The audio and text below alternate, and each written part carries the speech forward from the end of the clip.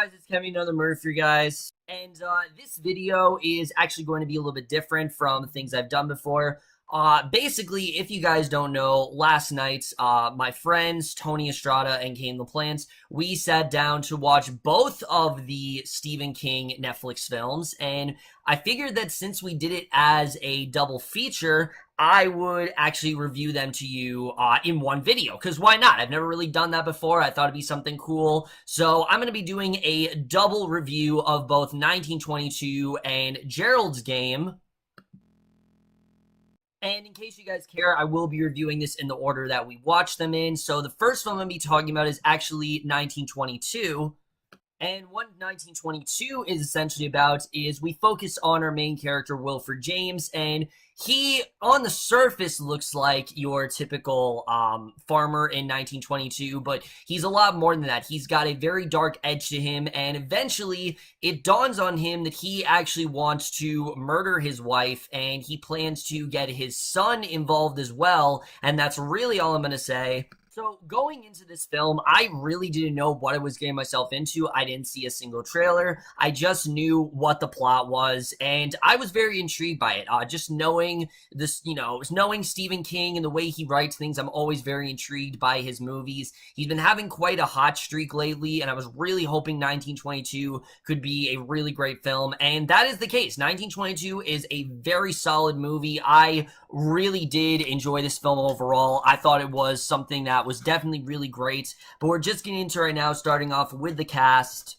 And for a film like this, that really doesn't have too many characters, it really is basically a necessity for the acting here to be good. And thankfully, not only is it good, it's some of the best I've seen all year, and easily that is all due to Thomas Jane as Wilford James, which this is just incredible. He blew me away in this movie. He really just poured his heart and soul out into this role. Wilford James is pretty much our main narrator throughout this film. He carries the entire film, and his character is very compelling. Like I said, he's not your typical just simple-minded everyday farmer. He is a lot more calculated. He has a bit of an evil sort of edge to him, and he really, like I said, he makes it clear that he does not like his wife, and he wants to do what he can to put her down, and you really do start to see how this really starts to have an effect on him and how he really starts to struggle with doing this. And this is a man who is full of regrets and is just full of many darkness. I mean, there's really no hope left in this man's life, and Thomas Jane really just did an incredible job portraying that just really bleak sort of tone throughout this film, and he really did an incredible job with that. We're essentially watching a man rotting away, and a role like that requires a lot out of an actor, and thankfully Thomas Jane rose to the occasion and gave, like I said, what is easily one of the best performances I've seen from any actor this year for sure. And then the rest of the cast here I thought also was fantastic. Dylan Schmid as his son Henry, I really did love in this film. He pretty much becomes just as messed up as his father does. What they end up doing, it definitely has a real impact on him, and it's probably even more tragic than what Will goes through, honestly.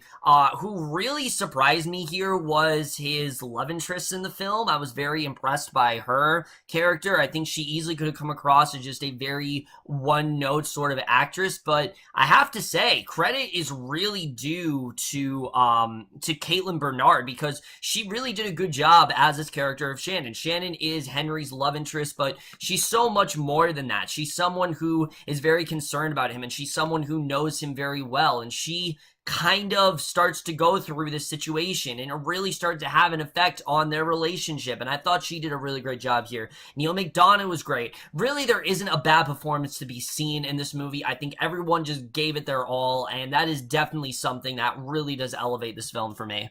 However, what I really want to credit this film is the directing and the writing, because the way this film is done is pretty much to perfection. I mean, the directing here, the tone is perfect. This is a film, like I said, that is so bleak, and it's very hopeless. There's not really ever a moment of levity in this film. There's not really that moment where you're like, oh, everything's gonna go great. You're never really feeling that in this movie, and I thought they portrayed that tone really nicely here. It felt very realistic in that way, and that's something I definitely really did enjoy.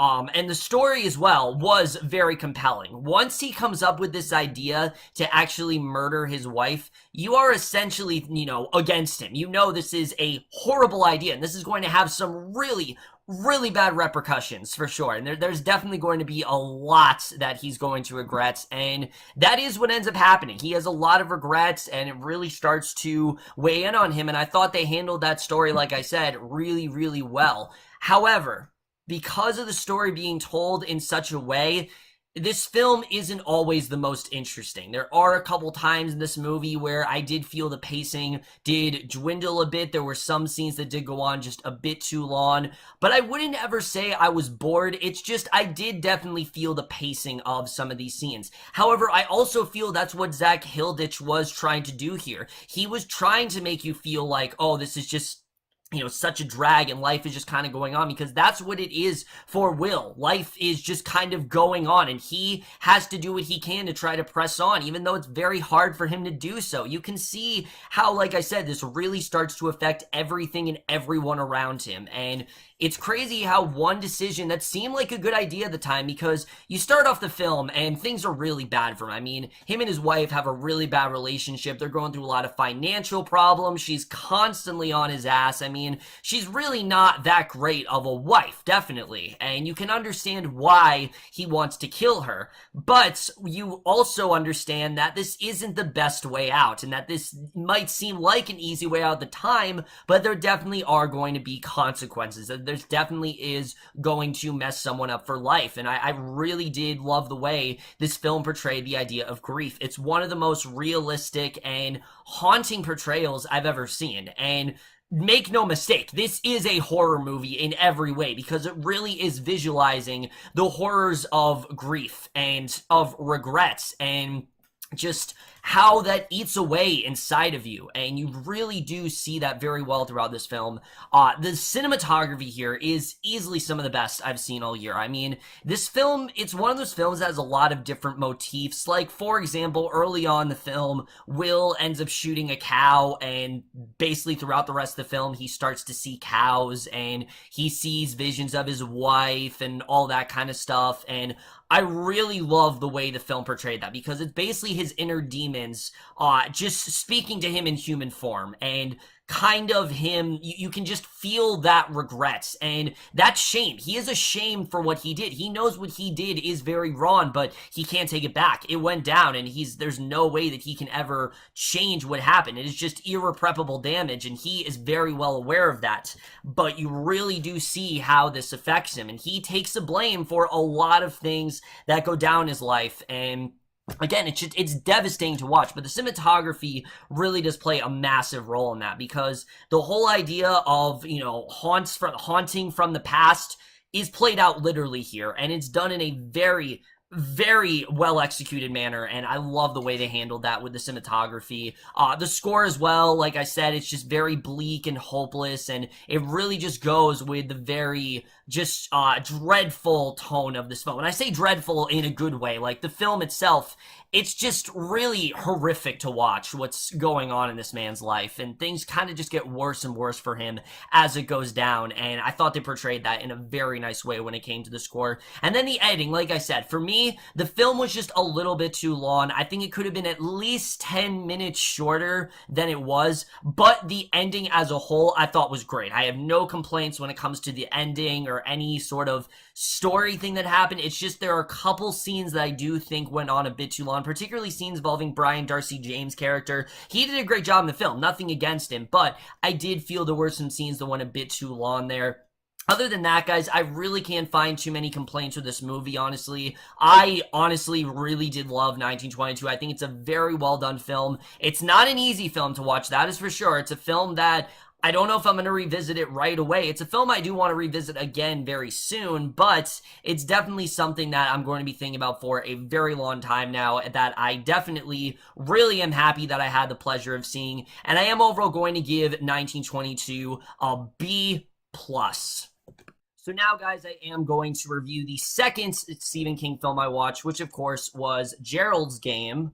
And what Gerald's Game is essentially about is we center on this married couple, Jessie and her husband Gerald, and they're at a point in their marriage where they're just not really getting along as well, and they're just not on the same level that they used to be emotionally and physically. So they decide to go to this cabin for the weekend to sort of spice up their marriage. And when Gerald starts to do a couple things that Jessie isn't okay with, she suddenly starts to recall a lot of her past events. And after Gerald ends up having a heart attack, this really gets her to weigh in on basically, finally come to terms with her past. And that's really all I'm going to say.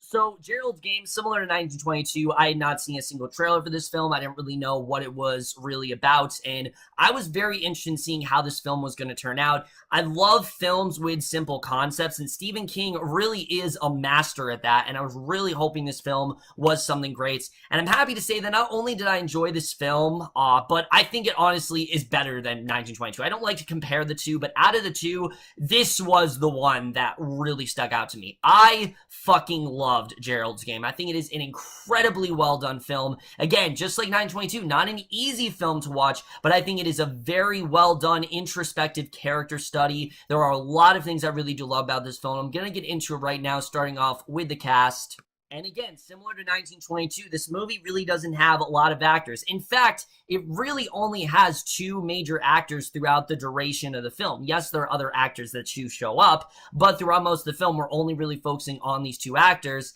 And credit is really due to both of them, but especially to Carla Guigino, who I have seen her in roles before, but she was amazing in this movie. I mean, her character, Jessie, is one that is very broken in her life. There's a lot of things in her past that she hasn't really told anyone because she's just so ashamed of them, and she's really kept it hidden. And now that she is tied to this bed, most of the film, she is confined to this one location, which is handcuffed to a bed. And she really has to, like I said, wrap around her head many events of her past, and basically gets her to kind of have all these, self-discoveries and really sort of come to terms with what really happened in her past. And I thought she did an incredible job with that. Again, this is a performance that requires a lot of an actress, and Guigino really rose to the occasion very well. I really loved her performance here. I think she really gave it her all in this film, and she was incredible here.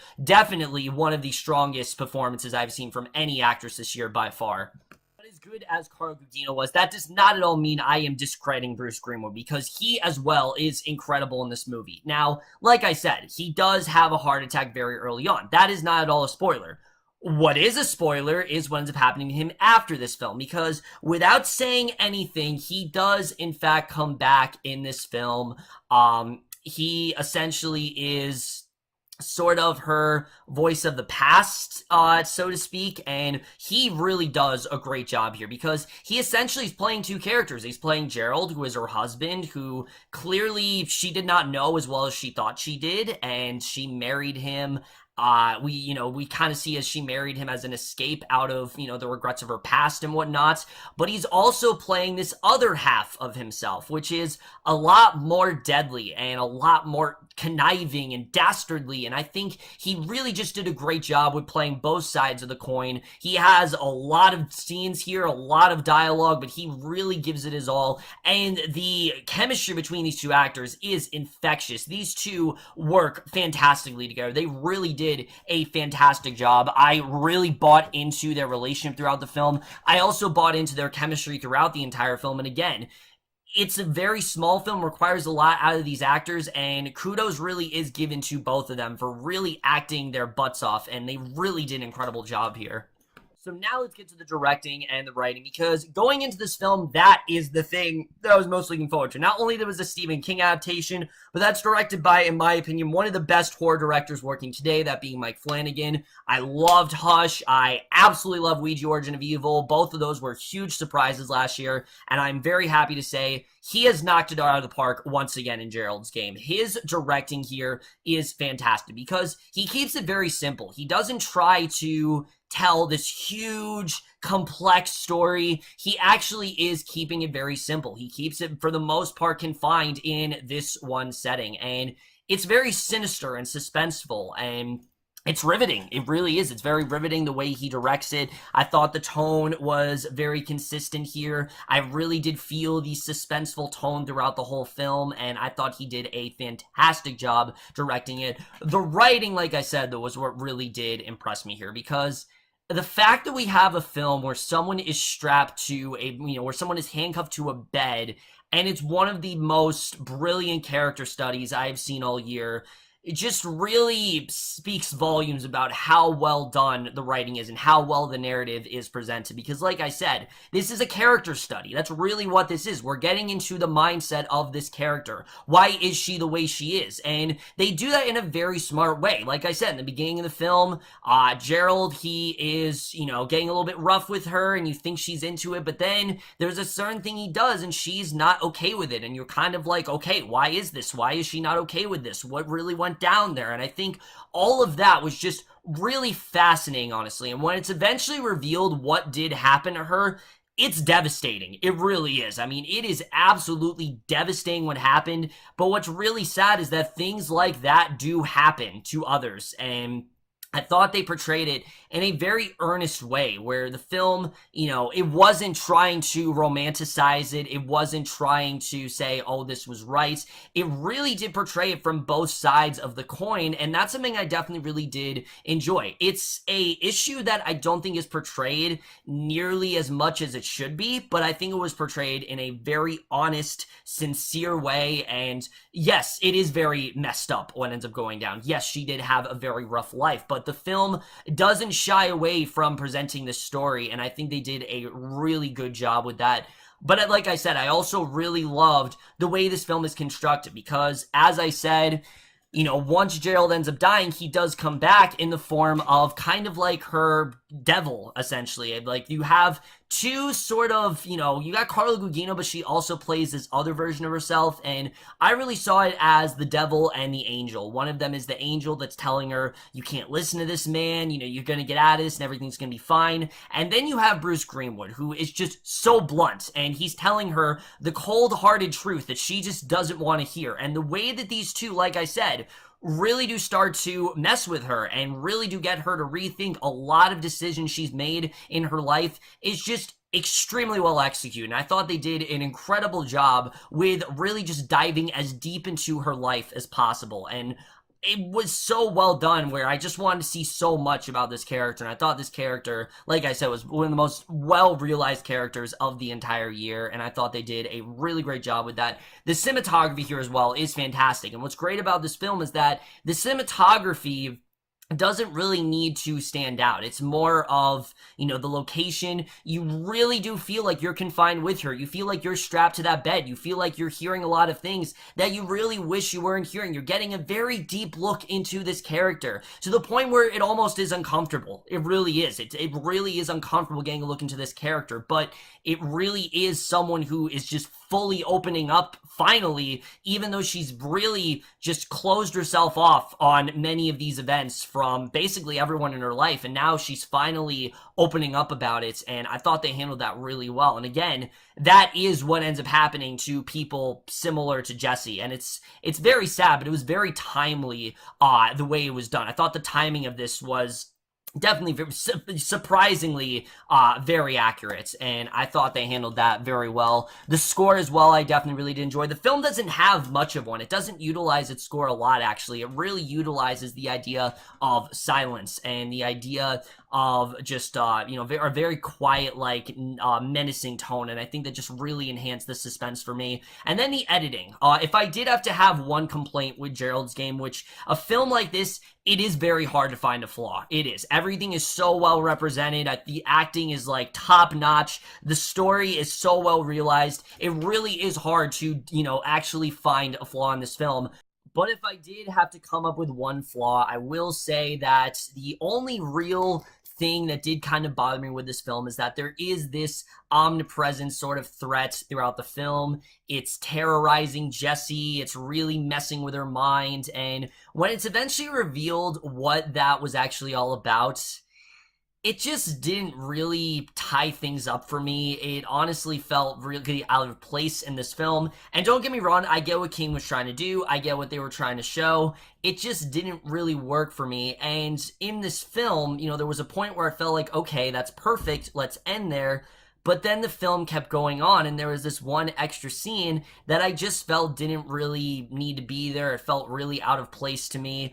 Other than that, though, I really can't find many complaints with this film. Gerald's Game is a fantastic thriller. It's one of the most taut, slow-moving films I've seen in a while, but it's also one of the most riveting films I have seen all year. This is a fantastic character study. Mike Flanagan continues to knock it out of the park and show why he is a mastercraft when it comes to horror and all that great stuff.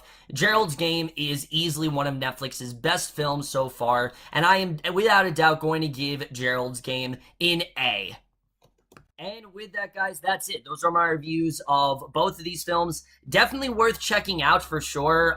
Again, not the easiest films to watch. Both are very hard watches, but I definitely recommend you guys check both of them out if you're a fan of King's work. These are definitely must-watches, and it's fantastic to see that King is really getting a lot of love after it, because it was so well done. And, Castle Rock coming out, there's going to be tons of Stephen King stuff coming out in the coming months, and it's just really great to finally see. But overall, guys, that's it for my review. Let me know what you guys thought of both of these films. Love to hear your thoughts on it. We'll see you guys in my next video. Don't you worry, guys. My Stranger Things review is coming. That actually will be my next video, and then we'll see you guys for that. Okay, bye.